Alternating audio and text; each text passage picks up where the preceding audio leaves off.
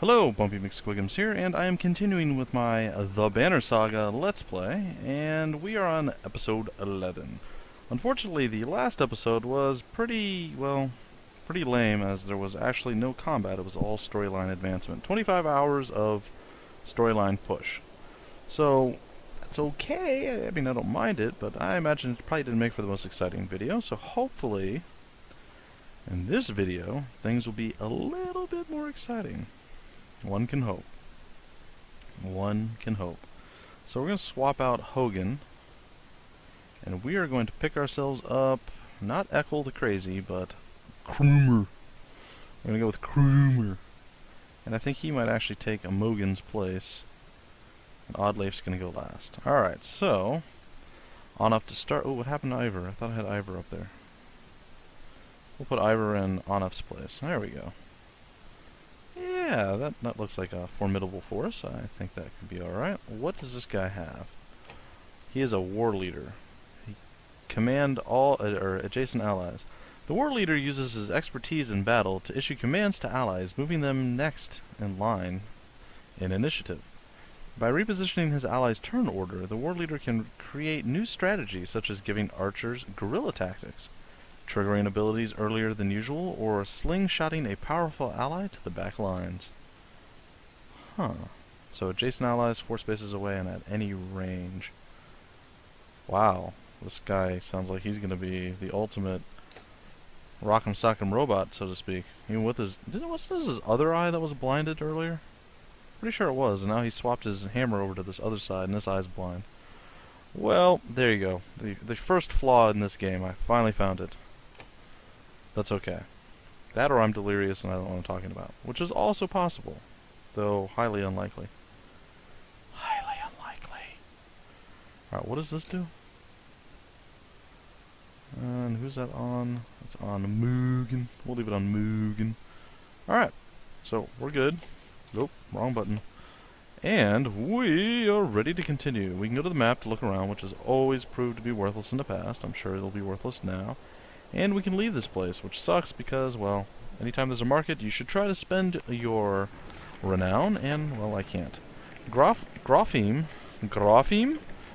quite a few days out, says Krumer, but nothing worse than crossing the wastes, I imagine.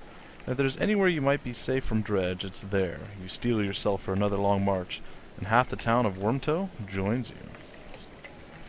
Yay, we gained 62 Varl and 20 supplies. We are now having a much more balanced force, we'll say.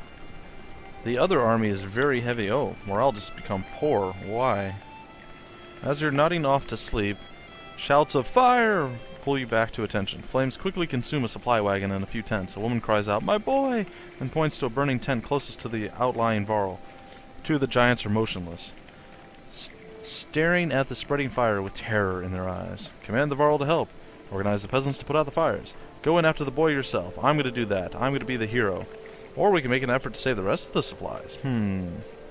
Save the boy or the supplies. I'm greedy. I want to do both, but I can't. Alright, we'll save the boy. Remember, we're goody-goody two-shoes in this one.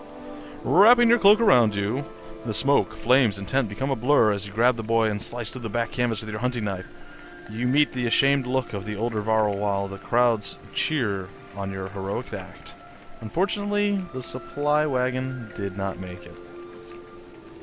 What in the depths was that all about, you mutter to yourself. Something about the fire, Oddleif tells you. I've heard of this before. They don't like it. Doesn't change what happened, you think to yourself. Well, now morale's poor. That sucks. Wonder what that's going to do to us. Never had poor morale. I should have quite a few times, especially when I lost that one fight, but I imagine having your supplies burn in front of you and almost losing a child probably would lower morale. A scout returns with a nearly frozen child.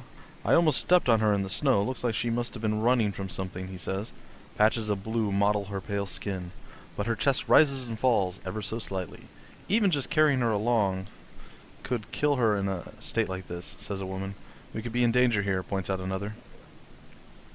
We could keep moving, but let the healers tend to her. We can stop the caravan for a rest and tend to the girl, or we can stop and look for other survivors.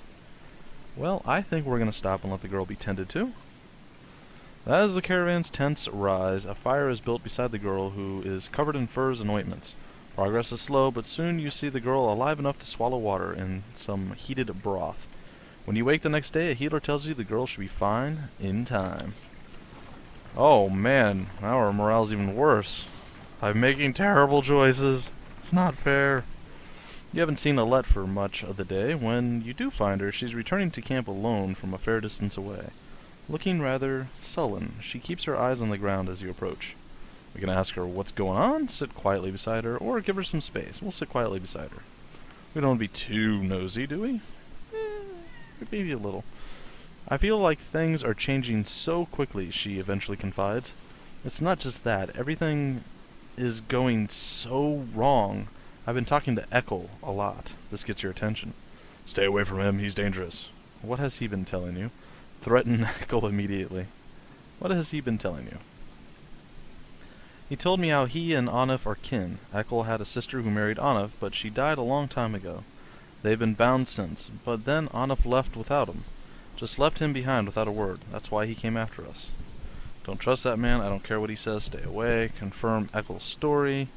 Threaten Eckel immediately. I think we'll confirm his story. I wonder if that means that we are agreeing, or if we're going to actually go and look for answers.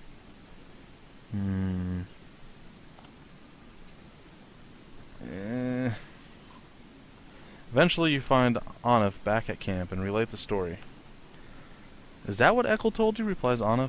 Then he sighs. It's true about his sister. She died of a fever when we were just married. Surprised he opened up like that. So I left him in Frostveller, he continues. He'd be fine one day, ready to kill his own men the next. Sometimes he would. I'd make the same decision tomorrow. Tell Anif to keep away from Alette, or keep him away from Alette. Let the issue drop. Confront Eckel.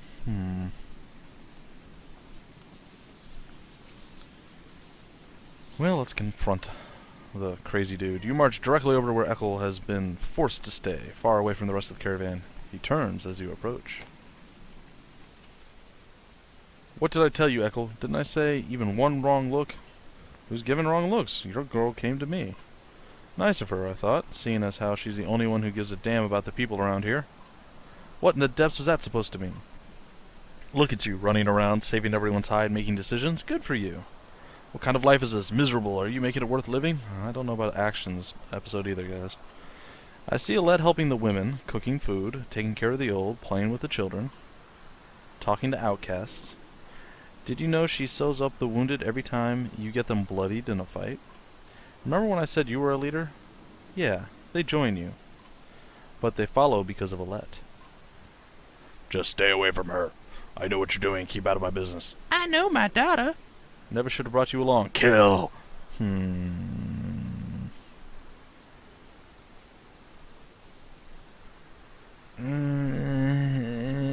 so scared to make a wrong choice and have someone die.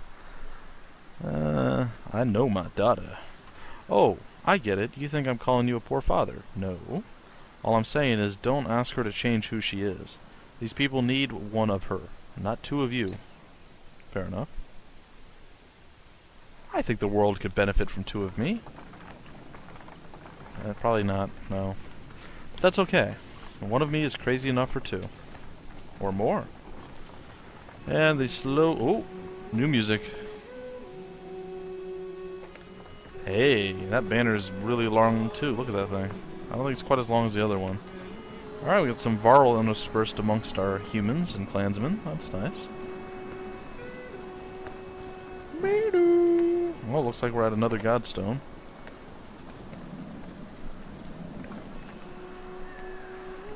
The godstone of Merrick looms into view. Upon it, carved a great ocean beast. Jagged stones jut out of the snow like shark fins. It's hard to imagine the Nordfelling wastes being filled with water at one time. But the godstone stands as a reminder that a vast lake, or of the vast lake it used to look across. A blessing! Shouts one of the men in your caravan, holding up what looks like a silver coin. It's a fish scale, he says, pointing out the rainbow pattern that shows in the sunlight. Soon a curious child has found another hiding in the snow, and then a third is discovered. Perhaps they'll bring us luck, you over here, and before long the caravan has become obsessed with gathering the shining scales. Let the caravan take their time, cut them off after a reasonable amount of time. Leave now before it gets out of hand. We'll cut them off after a reasonable amount of time. When you awake to find people still searching through the snow and shrubs, you call it off. We can't spend another day here, you tell them. Be glad for the luck you have found, and let's go before it runs out. They fret and moan, but eventually you get them back on the trail. Excuse me. And we have unlocked the achievement, Godstone Merrick. Sure, all these things will come into play eventually, but when and how, I'm not sure. Man, morale is poor. Didn't say that resting boosted morale. Maybe we should do that before we run into, something horrible. Oddleif calls you over, grinning. A row of women holding bows of different age and experience line up before a row of trees in the distance. They fire, doing an impressive job of hitting the trunks. I think they're ready to find some dredge with feathers. Fill some dredge with feathers. One woman still hasn't shot her arrow. She stands perfectly still. The others watch. Just as the winds shift, she lets go, and her arrow flies not into one of the trees, but a snow rabbit that had scurried out from underneath. Dinner, she says, smiling. A group of men from the caravan approach. Listen here, says one. Practice all you want. My wife isn't fighting dredge. The other men agree in chorus. We don't want to see a battlefield full of dead wives and daughters.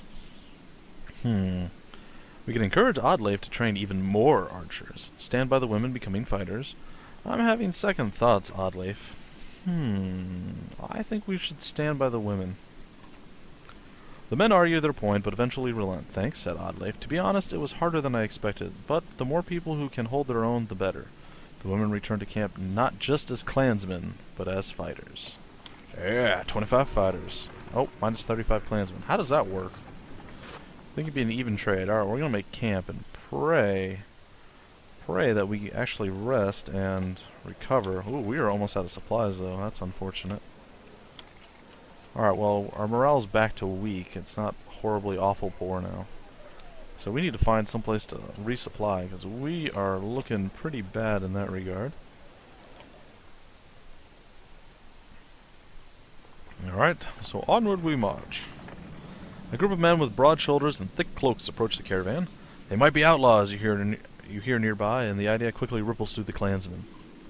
One of the strangers approaches and says, "We've run out of food. Any help would be welcome." His hard eyes reveal nothing of his motivations. You consider how do you want to approach this. Offer no food, but inform them of the dredge. Ask them how they came to be here. Fight with us and earn your food. Decline to help the strangers. Offer them a few days' worth of supplies. Ask them how they came to be here. The men get nervous and reveal sturdy weapons. Your warriors step forward until the leader holds out a hand, saying loudly, "The last group to ask us questions tried to kill us." Tried. Let's keep this simple. Will you help us or not? Fight with us and earn your food. The men look surprised by your offer. In short, they join the caravan and start sharing tales and drinks. Unfortunately, it is less than a day later that you discover they vanished, along with a sizable portion of our supplies that we didn't have to begin with. Ooh, well, that was a mistake. Well, if we don't come to something soon, we're all going to starve to death, and that's going to be really bad for morale. Also, living. Probably pretty bad for living. You hear a whistle on the wind and spot a long line of Varl far up ahead, heading towards you. Behind them is a swarm of dredge. Yay! Action! And a trail of bodies leading off into the distance. "Get down there!" barks Kramer. Okay. Maybe action? Yes? No? No? Okay, we're just gonna... Oh, okay. "Don't let them spread out!" shouts the lead Varl as you approach the battleground. Soon you almost regret finding yourself fighting alongside them, facing off against a daunting number of dredge. Dredge line the battlefield, weapons drawn, blah blah blah blah blah. There's 172 of them, you have 176 fighters, and 62 Varl on our side. The two forces are about evenly matched. There's no guarantee of victory here. Well, we're going to go with formations, because that seems to be about where I can actually do it. And we're going to give the order, and we are going to battle! Finally. Fighting. Hey, Fesselt, how did we meet up with him? He wasn't separated from our other guys, if I recall. Well, it seems like we're getting pretty close to our other caravan. And soon we will have one massive caravan to rule them all. And then it'll be sweet, sweet nice. But for now, we're loading. And we're loading. Guess what? We're loading. Oh, we're done loading. Alright, let's take a look at the battlefield. Ooh, this looks nasty. Well, there's none of those, like, ridiculously overpowered guys that have, like, 1,000,000,000 armor, but of course we're with our human guys. So that doesn't mean a whole heck of a lot.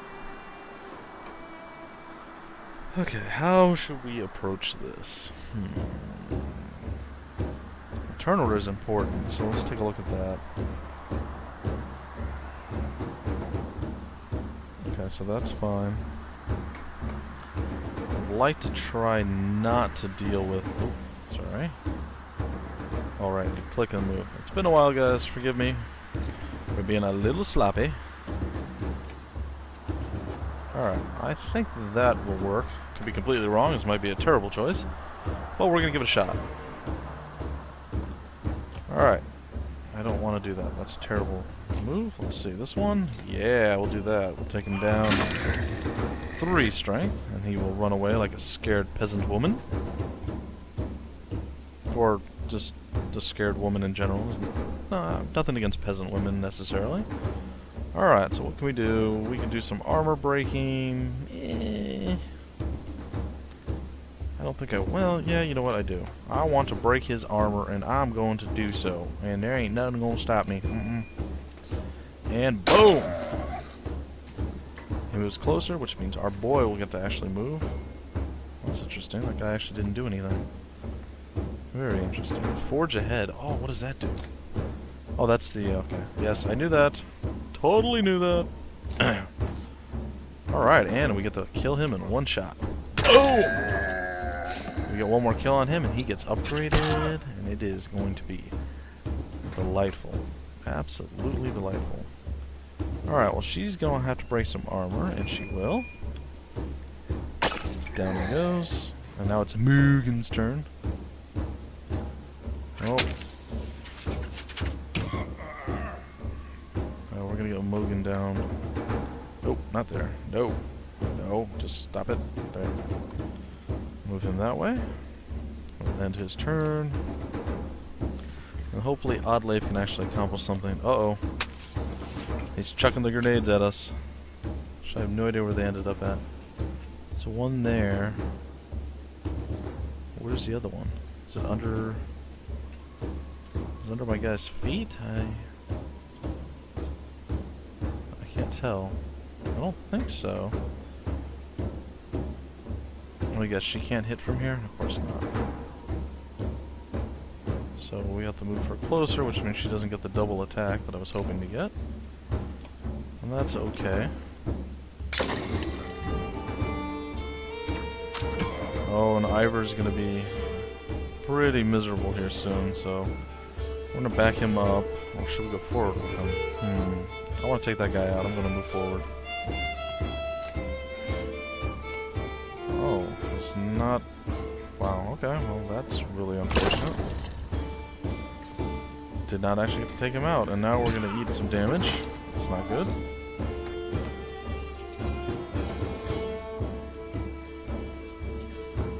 I could attack way over there, and I think I will.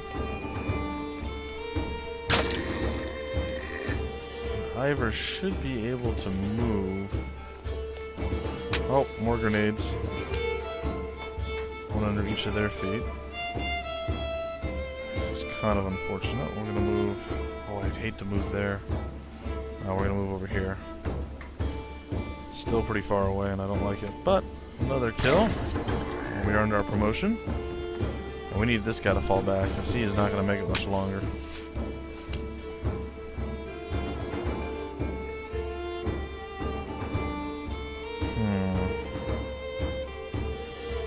Really a great place for her to move. Move a little bit further down, and we'll take a shot at this guy. And down he goes. We'll let doing work. We've got Mugen down here. Put him in defensive mode. And Ivor really needs to back up. Let's see, how far out can we cast this? Not far enough to matter, so we won't. Come Come on, Ivor, move back. Retreat, Ivor. Oh, and the explosion hit just after he moved. Very nice. Ooh, that didn't feel good. Hogan's gonna not enjoy that in the morning. Alright, well, so we'll move down. We'll use our Horn of Plenty. And we'll end our turn there. Let's see what's next. Oh no, Mogan's about to die. That's really unfortunate.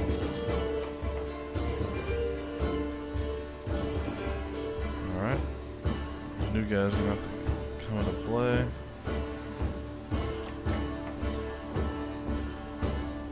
Let's see how that would help. So we're gonna stop that. I'm sure he goes. Oh, well, he didn't go down. Interesting. So maybe a mistake on Alette's part, but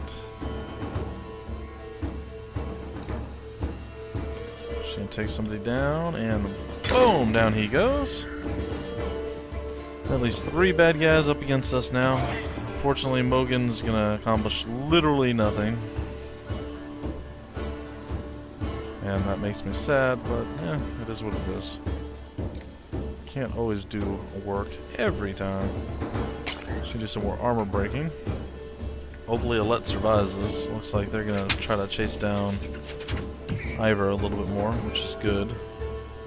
I prefer they did that. Get our other Varl in place. Maybe we can win this still. Oh! I slapped Alette. That is not okay. And we'll take down another. Rook doing his work. What? Another goes down. He is hell-bent on taking Ivor down. So much so it's unpleasant to watch. Alright, so we'll stop here. Let's see. It's her turn? Alright. Do a big armor break on this guy. Take him out.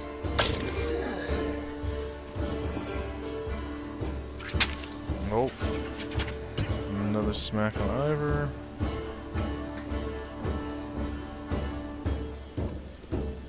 Alright, she is going to take some armor damage on him. Go, Oddleif, go!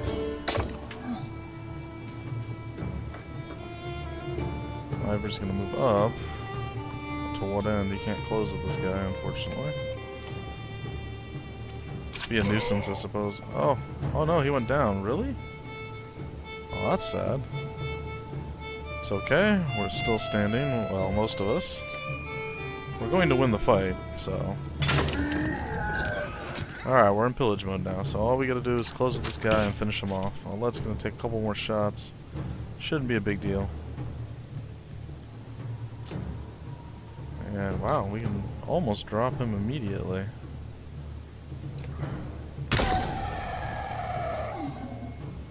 And you know what? Alette says, guess what? I don't mind killing Dredge.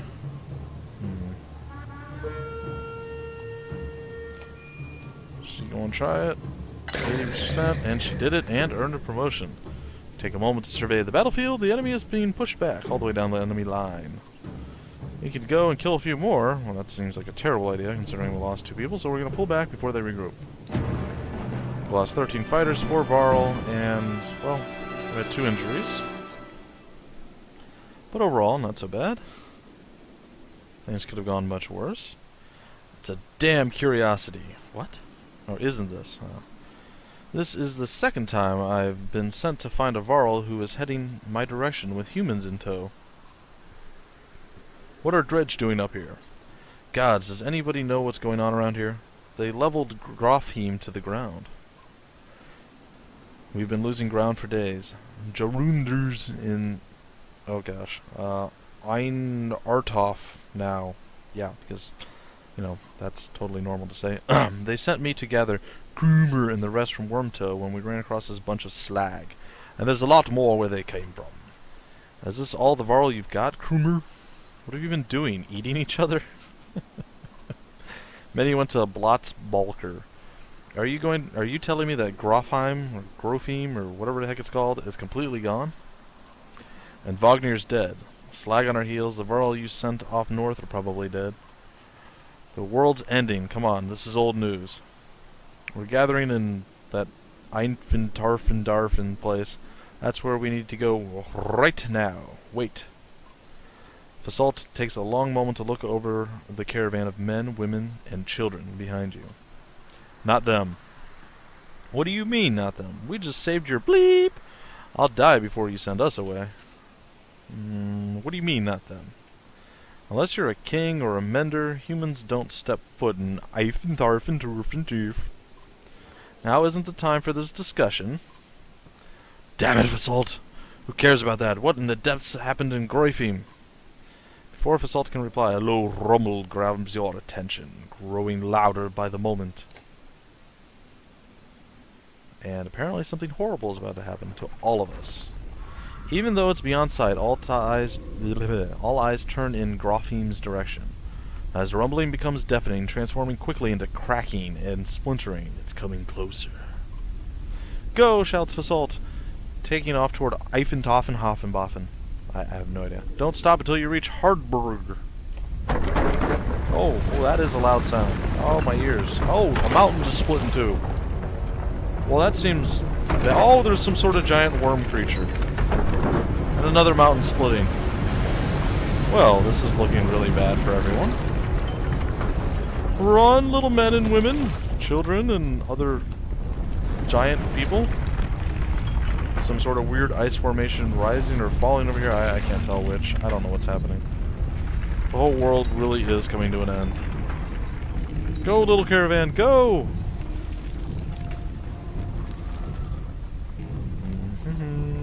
Okay, it was maybe a little less climatic than it could have been. Hey, look, there's something over here. Oh. We're loading or saving or something. Hey, look at that. Another godstone. We are out of supplies. Our people are probably all dead right now. All going to starve. It's quite horrible. Ah, more weird Viking music. After 3 terrifying days of tremors, you reach the godstone Hardburg, which is teeming with Varl. Wow, this music's loud. Who want to know what is happening. Others busily mend makeshift defenses up and around the godstone of Hardburg, creator of the Varl. Hold up, pants Fasalt between long gasps of air. We're going to have to talk. You're still standing, while most of you rest up, then move on. A mountain just sank into the earth and something is out there. You're just going to send us away? I don't know who you are, but you're not going to Eyefinarfintarfin. There's a couple hundred Varl here who will back that up. Where are we supposed to go? Back the way we came? We're stuck between 2 mountain ranges. In one direction a few thousand Varl, in the other direction an army of dredge and whatever caused that quake. Eintarft. It's Einartoft. There's a Varl city. This shouldn't be news to a Varl. Give it a rest, Fasalt. Don't you recognize who you're talking to? Surprise suddenly flashes across Fasalt's face. The other Varl are starting to come closer now. You hear Ingvar being whispered among them. I think that this might be the one person you want to let into Eyefinarfintarfin. The humans come with me, all of them. Fasalt glances between Ivor and Krumer before stalking away, pushing past a mob of curious onlookers. Ivor, who are you? Some other time, Rook. Some other time. And there's more stuff to read. Yay! You spend the rest of the day recovering. Varl come and go in packs, and most of the chatter is about the quake that just sank the mountains into the earth, or the dredge that are still on their way. You hear rumors that a massive chasm opened where the earth split. We can inspect the godstone, suggest leaving immediately, see what other news you can pick up, or shoot the person who made the music so loud in the game. Oh, that's not an option. We're gonna inspect the godstone. The little you know about Hardburg is that he was a disciple of the Loom Mother and learned to create under her guidance. He created a few beasts, but soon became bored with simple animals and began combining man and beast, ending up with Varl. That's the myth, anyway. One thing is certain, each Varl alive today was created by Hardburg, and now the god is dead. The The Varl here now are the last ones that will ever exist. A profound sadness washes over you. Groomer is already here. It is good to pay respects, he says, and you both stand there in silence. Give this to Ingvar, he says, turning to leave. It was once his, and that stubborn bleep refuses to take it back. Groomer hands you a massive, studded belt. Suddenly, there's a lot of activity. Word comes from below to retreat to the next village over, and you soon see why. A black shadow sweeping down the valley from the direction of Eyefinarfin, and where the quake, or whatever caused it, has obliterated the mountainside. On closer inspection, it's a veritable ocean of dredge, more than you imagined possible. In their midst is a towering giant of a dredge, blood red from head to toe. You gather your things in short order, and join a good many Varl, leaving the Godstone behind. Run! Ooh, we gained the Farthing Gorge Jord. No idea what that is, but we gained it. And that excites me. Alright, well hopefully we come to a stopping point. Two reasons. One, my ears can't take much more of this very loud music, which if it wasn't so loud wouldn't be completely unpleasant. And two, we're coming to a close of the episode, so hopefully we do come to a stopping point. Several women are talking expressively at the young girl found nearly frozen to death, now called, oh boy, Frosta? Really? Okay. The quiet child's face expresses quiet terror, aggressively jabbing at the dirt with a stick with which she clearly used to draw on the ground. Study Frosta's drawings. We don't need to panic. Keep her from making a scene. Try to talk to Frosta or leave the child alone. We're going to look at her drawings. The markings are somewhat intricate. The squares and circles could be wagons, including a depiction of yaks in front. A line from the yaks leads to deeper gouges where Frosta has jabbed the stick repeatedly. Depending on how you look at it, though, could be almost anything. We'll try to talk to her. You're safe, Frosta, you say, looking into the girl's blue eyes. She calms a bit before stepping towards you. Using her stick to point at the deep gouges in the ground she previously made, she whispers, "Edge, edge, edge." Doesn't mean anything to you, but you feel like you've connected with her a bit. Well, that doesn't help me in any way, shape, or form. What the heck was that?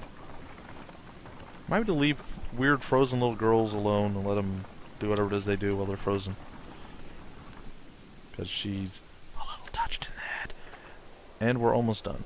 Ivor tells you we can't stay here long. It will take 3 straight days to cross a pass to stock up. There's no stopping once we leave. He takes off to speak with the other Varl about setting up defenses. Dad, says Alette, appearing at your side, I liked old Ivor. Somewhere in the back of your mind you feel the same way. You focus on preparations instead, realizing that you may be one of the first humans about to set foot in Eyefinarfintarfin. Something. Yeah, that place. And that's it. That's going to end episode 11, I hope. Probably, maybe. Episode 11 of my Let's Play of the Banner Saga. I can read no more. I'm tired. That's it. It's over. So, thank you for joining me. If you enjoyed it, feel free to like, comment, subscribe, or share it, and I will see you in the next episode. Thanks again for stopping by, guys. My name's Bumpy McSquigums, and I will see you later.